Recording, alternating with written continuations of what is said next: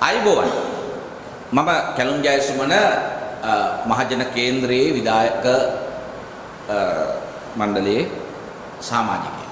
එතකොට මහජන කේන්ද්‍රය කියන ආයතනය නිර්මාණය වෙන්නේ අපි සංවිධානය ගොඩනගන්නේ මේ වෙලාවේ මේ රටේ සිද්ධ වෙන මේ ඒකාධිපතිත්වය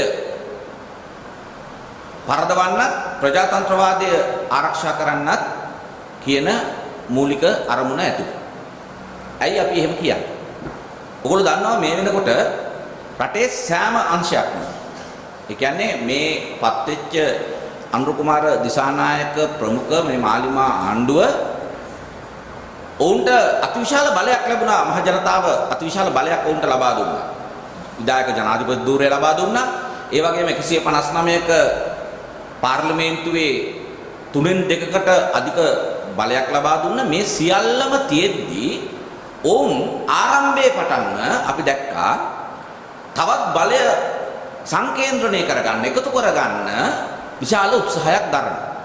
එතකොට ඒක මේ ආණ්ඩුවේ ඉන්න ජනාධිපතිවරයාගේ ඉඳලා ඇමතිවරු මේ සියලු දෙනා දිගින් දිගටම කතා කරපු කාරණාවක් තමයි ඒගොල්ලන්ට අවමංගල්‍යාධාර සමිතියේ ඉඳලා ගමේ තියෙන පුරවැසි කමිටුවේ ඉඳලා ප්‍රාදේශීය වශයෙන් තියෙන සියලුම ආයතනවල බලය ඇල්ලීමේ ඊටාම නිර්ලජ්ජිත උත්සාහයක ඔවුන් නිරත වෙලා ඉන්නවා. රටේ ජනතාවගේ ප්‍රශ්න විසඳීම වෙනුවට රටේ ජනතාව මේ මොහොතේ වැටලා ඉන්න අගාධයෙන් ඒ රටේ ජනතාව ගොඩ ගැනීම වෙනුවට ගොවියගේ ප්‍රශ්නය විසඳීම වෙනුවට වෛද්‍යවරයාගේ ප්‍රශ්නය විසඳීම වෙනුවට පාසල්වල දරුවන්ගේ ප්‍රශ්න විසඳීම වෙනුවට ඒ සියල්ලම පැත්තක දාලා මොකද්ද හදිසියකින් මේ පැලවත්තට අවශ්‍ය විදිහට මේ මුළු බලයම එක තැනකට පැලවත්තට සංකේන්ද්‍රණය කිරීමේ ව්‍යාපෘතියක ඉන්න බව මේ ආණ්ඩුව ආරම්භයේ සිටම අපි දැක්කා. හැබැයි අපි ඒක බලාගෙන හිටියා. දැන් මේ රටේ ජනතාවට බොහොම සක්සුදක්සේ පැහැදිලි මොකද්ද මේ යන ගමන.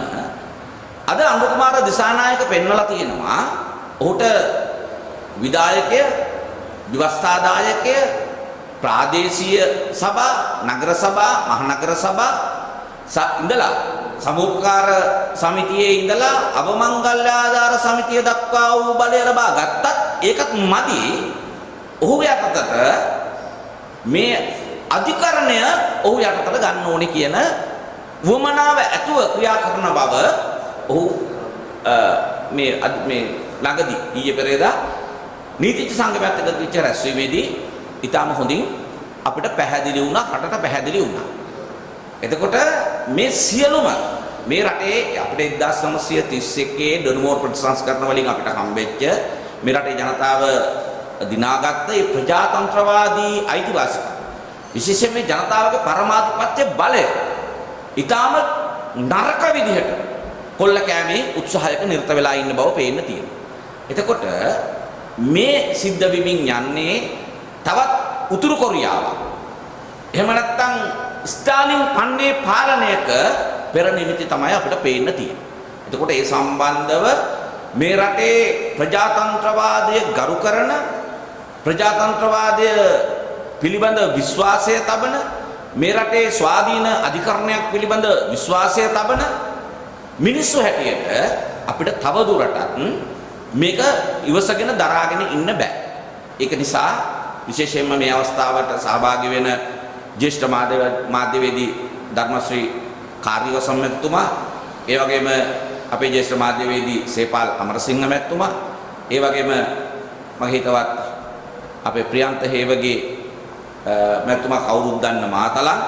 එතකොට මේ අපි එකතු වුණේ මේ දේශපාලන පක්ෂ පාට පැත්තකින් තියලා මේ රටේ ප්‍රජාතන්ත්‍රවාදය විශ්වාස කරන සියලුම ජනතාව, දේශ විදේශ මේ රටට මුල් තියෙන සියලුම ජනතාවට ආරාධනා කරන්න මේ ඒකාධිපතිත්වයට එරෙහිව අපි පෙළ ගැහෙන්න ඕනේ, එකතු වෙන්න ඕනේ.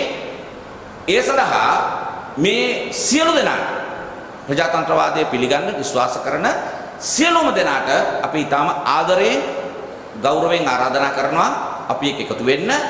අපි නියත වශයෙන්ම මේ ඒකාධිපතිත්වය පරදවන්න කටයුතු කරනවා. අපි ඒක පරදවනවා. ඒක ගැන සැකයක් නැහැ.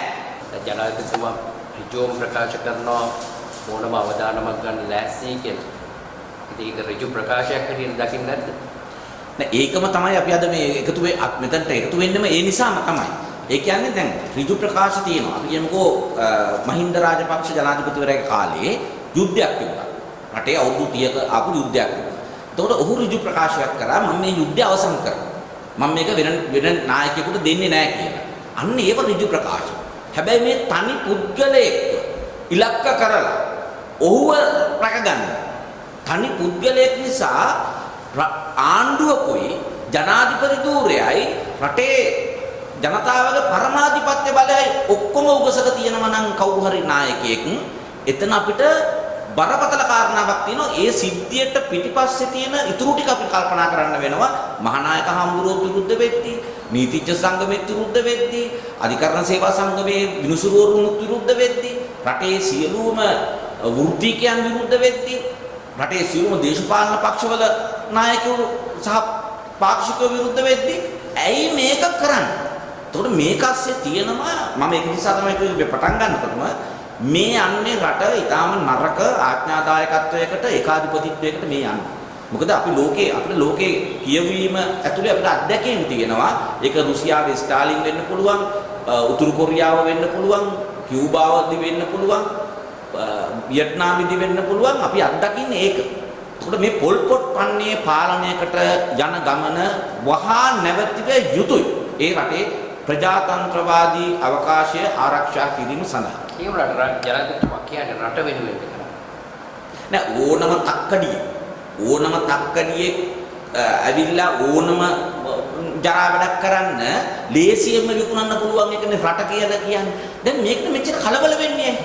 දැන් අපි කියන්නේ හරි ජනාධිපතිවරයාගේ අදහස අවංක නම් අපි යෝජනා කරන ජනාධිපතිතුමාට එකක්.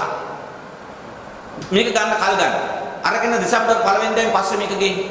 අන්න එහෙම ගෙන ආවොත් අපිට කියන්න පුළුවන් ජනාධිපතිවරයා මේක කරන්නේ සද්භාවයෙන් කියලා. හැබැයි දෙසැම්බර් 1 වෙනිදාට කලින් මේක ගේනවා කියන්නේම අපි මේ කියන මේක තවදුරටත් ජනතාව වෙනුවෙන් කරන සංශෝධනයක් නෙමෙයි, මේක සූරසේන සංශෝධනය කියලා තමයි මුළු රටම මේ මොහොතේ කියමින් ඉන්නේ. එතකොට ඒක ඔප්පු වෙනවා ජනාධිපතිවරයා මේක කියන කතාව ඇතුළේ.